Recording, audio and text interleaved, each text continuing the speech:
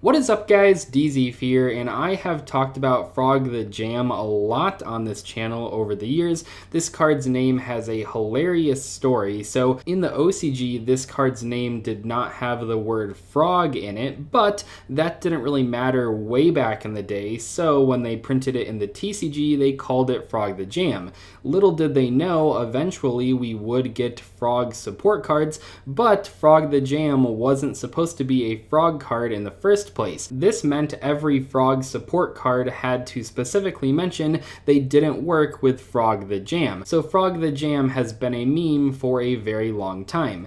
Nowadays, Konami has a different name for Frog the Jam, so they don't have to keep mentioning it, but it's still kind of a funny joke that people remember. Now, I never knew where the Frog the Jam name came from, and it's possible we'll never truly know where it came from, but recently I was introduced to a jam that was called Frog Jam, where frog is an acronym for the ingredients in the jam, and that kind of got me thinking, is that why Frog the Jam is called that? I couldn't figure out how long Frog Jam has been around. I did look for some proof. I know it's like been around for a little while, but I don't know if it predated Frog the Jam as in the Yu-Gi-Oh card, but it would be pretty funny if that's where the name Frog the Jam actually came from. Anyway, I bought some of that jam. I played the Frog the Jam deck on stream, and then I made a PB&J with that Frog the Jam, so I could try it live on stream. I know this video is kind of silly, it's not meant to be a serious video, but I hope you guys enjoy the duels and the PB&J taste test. Okay, so if you guys didn't see the Twitter post, I bought old-fashioned Amish Frog Jam. Basically what happened was that my friend got a Facebook ad for some Frog Jam from some company in Georgia, and I don't know if it's because like the phone was listening to us talk about Frog the Jam and it thought that this is what we were talking about, but I mean, when he sent it to me, I was like, I need that. I have to buy it. It's too funny. So I bought it. I don't know about all of them. There seems to be one difference between some of them, but so frog is an acronym. The F is fig, and then it goes raspberry, orange, ginger. Now, I think that a couple of them use rhubarb instead of raspberries, but so this is like a 4-flavor jam. Now, I'm not a big jam person. I do eat the occasional PB&J, but I'm more of a preserves person than a jam person. This might not be exactly perfect for me, but I'm gonna try it. We're gonna play a couple duels with this new version of the Totally Jammin' deck now that we have Different Dimension Derby, which is pretty cool, but then we're gonna make a PB&J with Frog Jam, and I'm gonna give my first impressions on this. Dude, I cannot open Different Dimension Derby. What just happened? Probably just Buster Blader that runs Magician Souls. Okay, so I actually don't know what these cards do. Wait, what? I think we're fine. That's full and only combo, interesting. So we do have the out, and we do have a lot of gas in our hands, so we might actually be able to deal with this, but that was a pretty insane like combo. Like 2-card combo to summon. How did that get engraved? Oh, he discarded it. So if you, not that one, this one. So it's not as good if you don't have a way to put this in the grave. I see that, no. That is piercing, okay. That's kind of rude. Yep. So we need to make access code talker. Oh, next turn's end phase. I have the out if it doesn't blow up for some reason. I'm not gonna read all these cards, but maybe there's like a protection effect. But Canada plus access code outs the entire board, right? The other trap puts a fusion trap in grave. Oh, okay. Set. So if this does blow up and the set has a way to summon another Buster Dragon, that'll be good for us because we have the Canada to out it. Oh shit. Wait, what?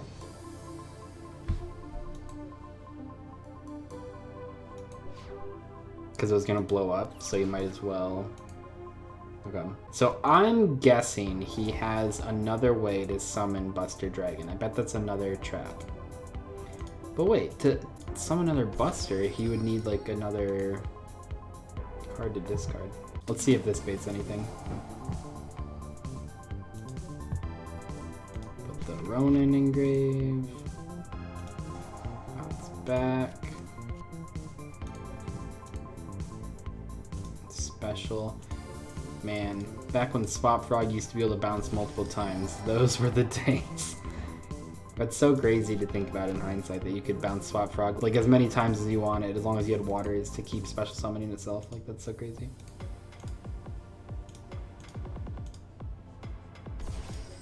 Like here it didn't matter as much because we just had another Swap Frog, but it was pretty cool that you could do that. And by cool, I mean, it was a little overpowered, but that's okay. If unexpected I was a quick play, yeah. If it was like quick launch, like why the hell is quick launch a non once per turn quick play? I flipped like anti-spell against a Dragon Link player a few months ago and he went like quick launch, twin. Okay, so Mistar Boy. See, here's where Nightmare Phoenix actually would be pretty good. Just like try to pop the back row. And summon this.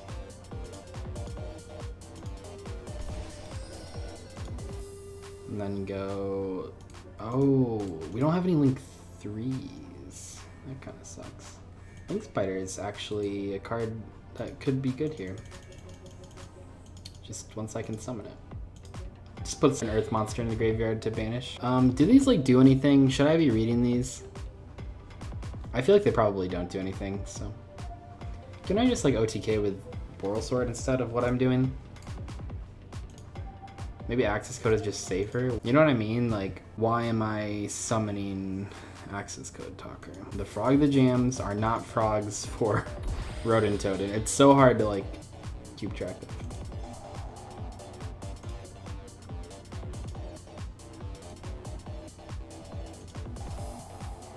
Alright, let's find out. Yeah, I mean, I guess there wasn't like a great place to imperm there, but if you know the imperm's gonna get popped, I mean, maybe he didn't think I was gonna go into access code, but I feel like it would have been pretty good to imperm like a Swap Frog, just because. Is this game, maybe? Ronin for... We can pop 1? Maybe this is game? I don't actually know. I think if I really sat there and like ran through all of the...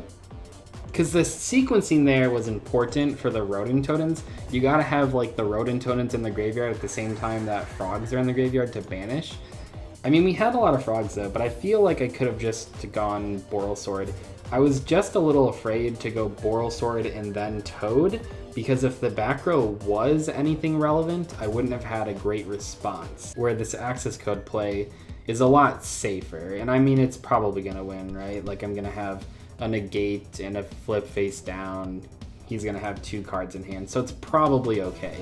But I think that Boral Sword might have been a bit riskier of a choice, but it probably would have been better. Oh, okay, so I go like, when I have the 2 Rodents and the Mistar Boy, I go into Boral Sword there, switch his Buster Blader to defense, attack. Yeah, that would have been a good play. Yep. Yeah, the YouTube algorithm, I mean, it just shows you like old stuff, and then if you click it, it's gonna be like, oh, I guess that was an interesting video, so we'll show it to someone else. And then they click it, because they're like, that's kind of weird, a 7-year-old video showed up in my...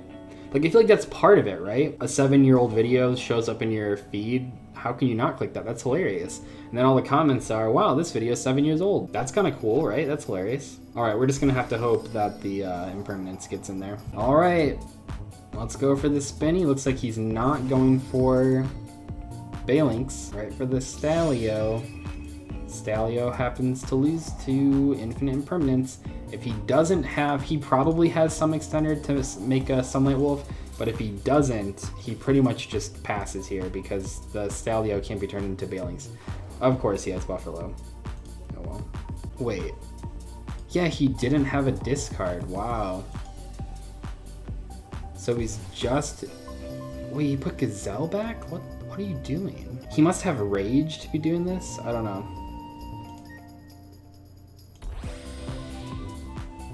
The only reason that I could justify this play being made is if he has Rage. If he has 2 back row, then yeah, he probably does. Okay, so let's do Special Summon. Yesterday, YouTube randomly stopped making any videos watched as my recommended videos got really weird. What do you mean? Were you logged into your account? Because the only thing that I could think of is like if you weren't logged in, maybe it was like it wasn't keeping track. But I feel like even if you just open up YouTube and start watching videos. It actually does keep track of what you're watching. That would be pretty interesting because then your recommendations wouldn't be based on anything, which would be pretty wild. What are we doing? Gosh, we're just gonna... Well, Mistar Boy protects us a little bit against the inevitable rage. But I feel like if he didn't rage us when we summoned 2 monsters there, maybe he doesn't have it? I feel like he probably does. Oh my gosh, I just realized the Mistar Boy attack reduction effect is working right now. That is insane. Also, we have a different dimension Derby, and we summoned this the hard way with Frog the Jam. We didn't summon it with Rescue Rabbit or Unexpected Die, we just summoned Frog the Jam. We can banish the Stalio with different dimension Derby. That puts him on like no cards. This could be pretty good. Canadia is actually very good against Salamangreats when they're not already in an established position, because you can just flip the first card they summon face down, and a lot of the times it ends their turn. So let's see here. This could be a win, I think, actually. We're gonna activate the Toad. I want to put the Doob Frog on the board before I flip the DDR, not DDR, DDD, Different Dimension Derby, just in case this gets negated. He can't roar, but wow, that was good. Different Dimension Derby, showing off its strength. You drew Gazelle for turn? Okay, let me think about this. So in general, you want to negate the second effect of Gazelle, but I'm thinking, okay, if he summons Gazelle, I Toad Tribute itself to play around impermanence. What if he has like a strike? Then I can Canadia the Spinny. Okay, so we're gonna do this the proper way. You always want to try to negate the second effect of Gazelle, so that if they do have a Will or a Monster Reborn, perhaps, you can just, he didn't use the effect. He did not use the second effect of Gazelle.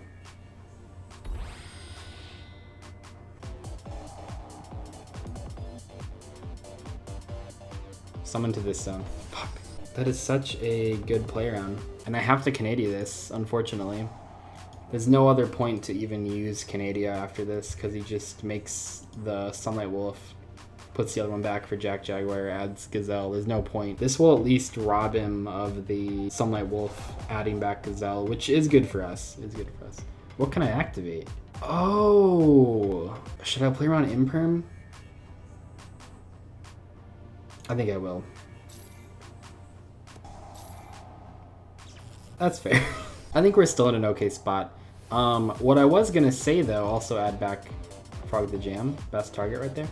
I will say though that I totally forgot that I didn't have to, totally, not trying to make a pun. I totally forgot that I didn't use the Toad effect because he never used the second Gazelle effect. So I actually did have one more negate than I thought I did. But I think that he can't do a ton right here. Oh, fuck. I don't know about that play, unless you also have Rage, but there's no way. Oh, just to do that? Okay. Oh, and then just not doing anything? Is he gonna attack over him? So he actually can't kill the Mistar Boy, which is pretty funny. He has to protect the Dupe Frog, which then gives me an add of swap. I don't know about this play. It's pretty good. Just banishing 3 though.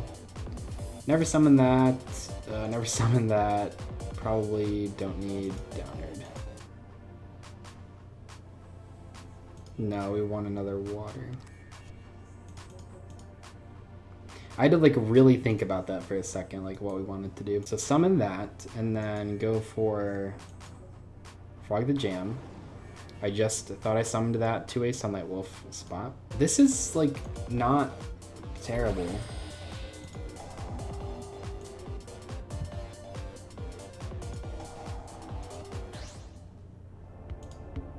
See you later. What's that? Spinny, okay. What? You had 2 roar?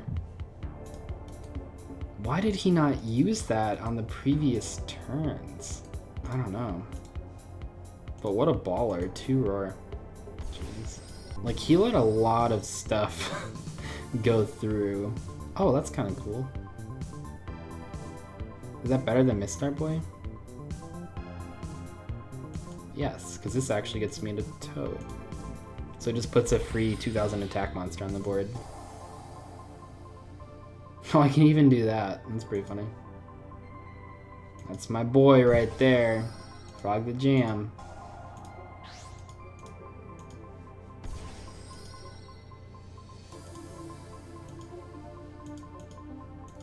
Okay.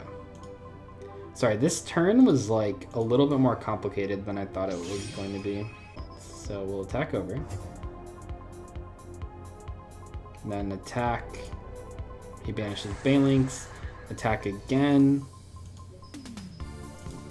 He has to let it go. And then he starts his turn with Spinny and Jack Jaguar, which is actually not the worst starting position for him.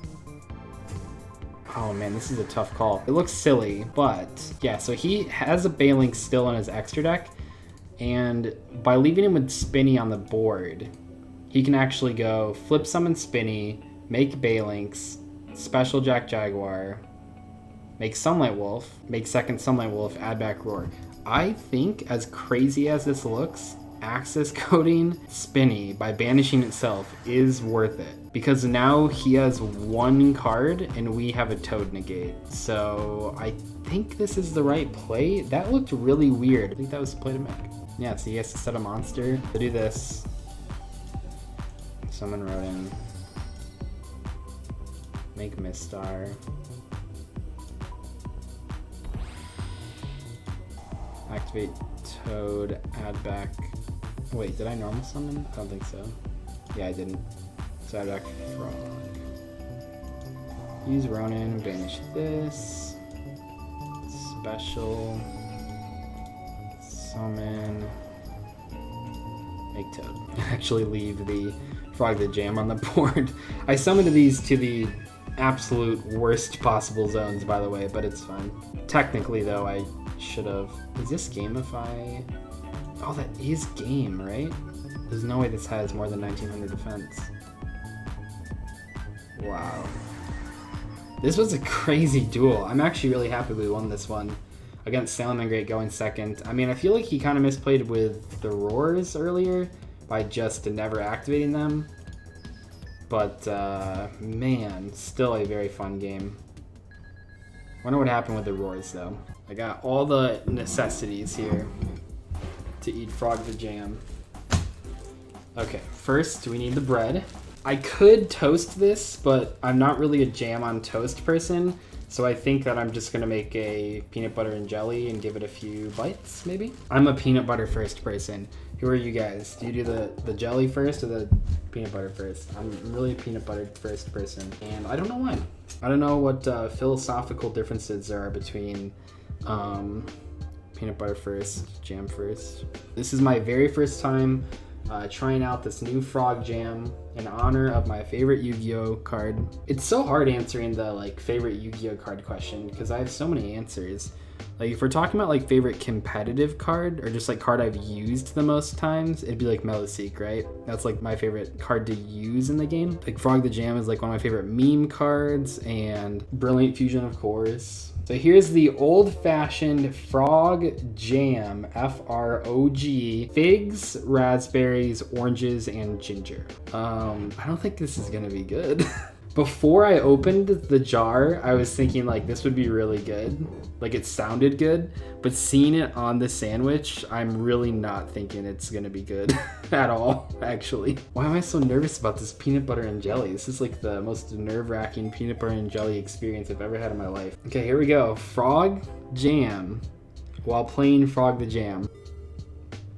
I feel like the report of the week right now. This is gonna be the most anticlimactic answer ever. It just tastes like jam to me.